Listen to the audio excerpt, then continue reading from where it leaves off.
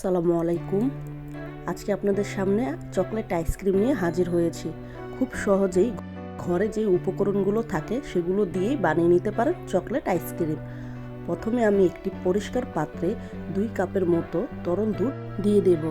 এরপর আমি অন্য একটি পাত্রে 2 চামচ কর্নফ্লাওয়ার, 3 চামচ চিনি এবং 2 চামচ পাউডার দুধ দিয়ে দেব। এরপর আমি 2 চামচ কোকো পাউডার দিয়ে দেব। এটা কিন্তু আমি একটি চালনিতে দিয়ে ছেঁকে নেব, তা না হলে যখন আমি এটি পানি দিয়ে মিশ্রণ তৈরি করব সেটি দলা পেকে যাবে। এখন আমি মিশ্রণটি সুন্দরভাবে মিশিয়ে নেব।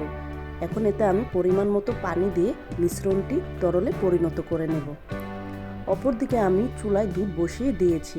গরুর দুধ বলক উঠলে আমি তরল মিশ্রণটি অল্প অল্প করে ঢেলে দেব আর অনবরত নাড়তে থাকবো, তা না হলে জমাট বেঁধে যাবে। এই দিকটি কিন্তু আপনাদের সবাইকে খেয়াল রাখতে হবে। আমি কিন্তু সামান্য পরিমাণে দিচ্ছি আর ভালোভাবে নেড়ে নিচ্ছি।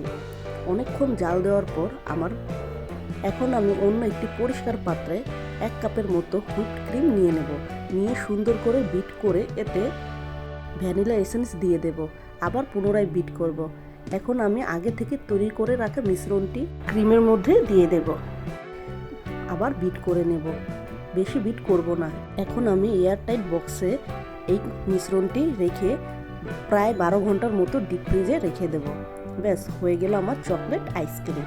রেসিপিটি যদি ভালো লেগে থাকে তাহলে প্লিজ লাইক দিয়ে পাশে থাকবেন।